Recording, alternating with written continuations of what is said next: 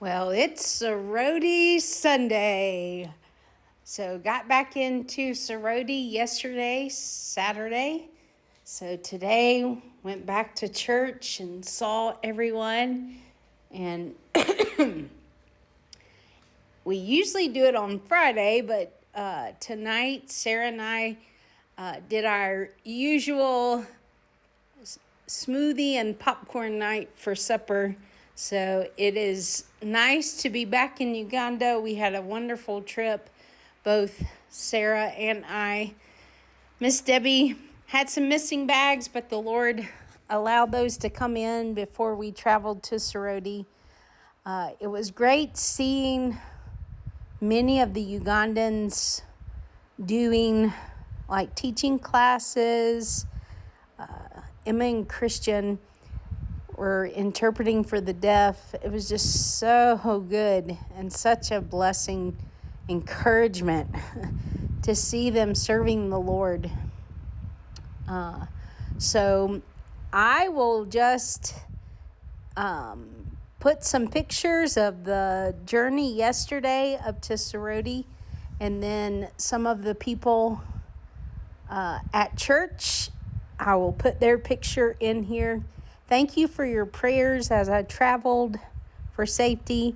I slept all through the night last night, so praise the Lord for that. Please continue to pray for Sarah and I and Debbie as we adjust to the time change here, time zone, climate. It is 86 degrees in my house right now, and it is 8 o'clock at night. So there has been a change. So please keep praying for us. Thank you for praying for the ministry here in Uganda, and I hope you have a great week. This was the ladies' Sunday school class. It was great to see Miss Stella teaching. Yes, we can. Yes, all right, here we go. Everything done. Wow.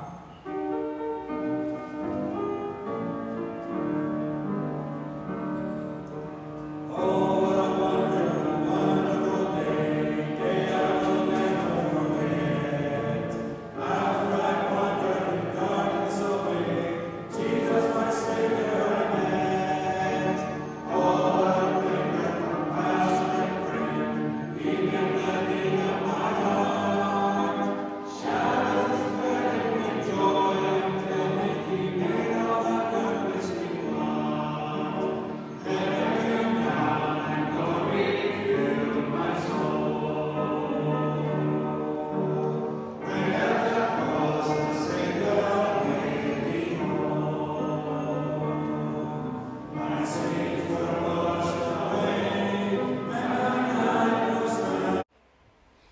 So our national pastor's sons have been interpreting for the deaf while I have been away. And this is Emma, his oldest son, doing the announcements and the songs in the beginning of service. And then next is Christian interpreting for the sermon. He did a wonderful job. Both of the boys, I was real encouraged to see them serving the Lord in this way to the deaf. Amen.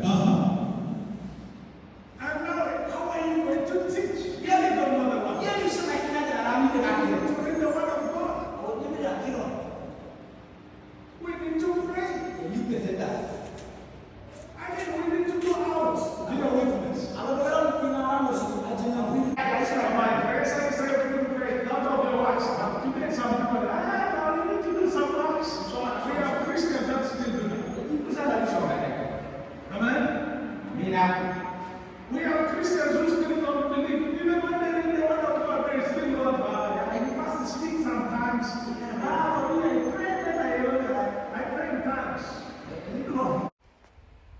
This is Musa. He grew up at the orphanage. He was one of our first groups. He was actually a part of the first class at SOAP, the boarding school that we have for orphans. So it was nice to see. He is going to a university nearby, but he's a teacher. And we always knew that he was going to teach. We called him the professor when he was little. So he is outliving his name. He's continuing his education so he could get more degrees. So he's doing well. It was great to see one of our little kids who have all grown up now. This is Tata Josephine, grandmother Josephine. She is one of our oldest members at church, and she was just so sweet. We have to talk through a translator. So the young girl that I have discipled many years ago, Patience, was telling me, "Oh, Madame, she is so happy to see you.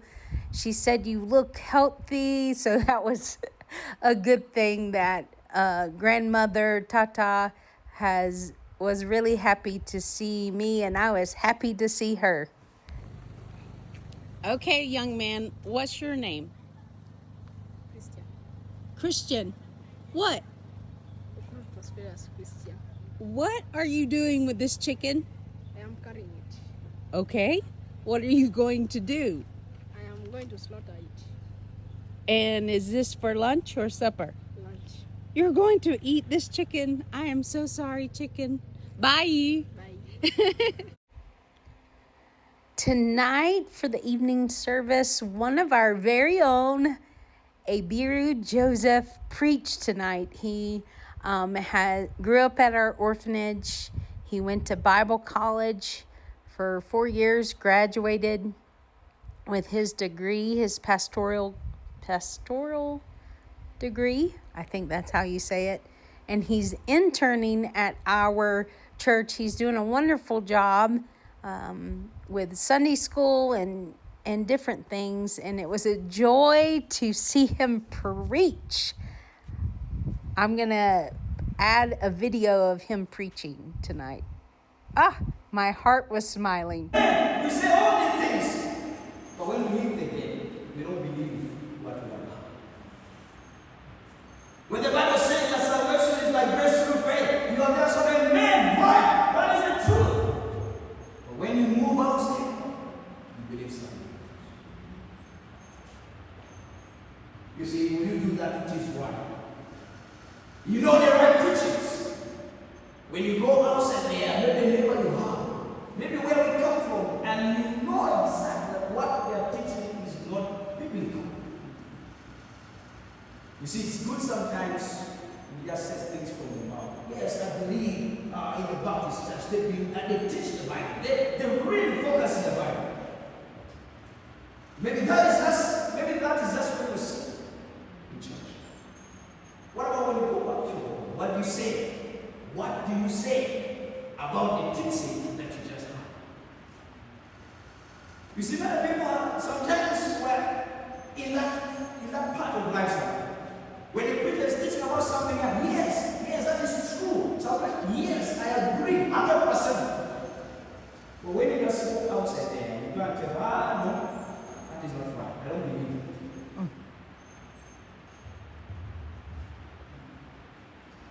You lose what you believe.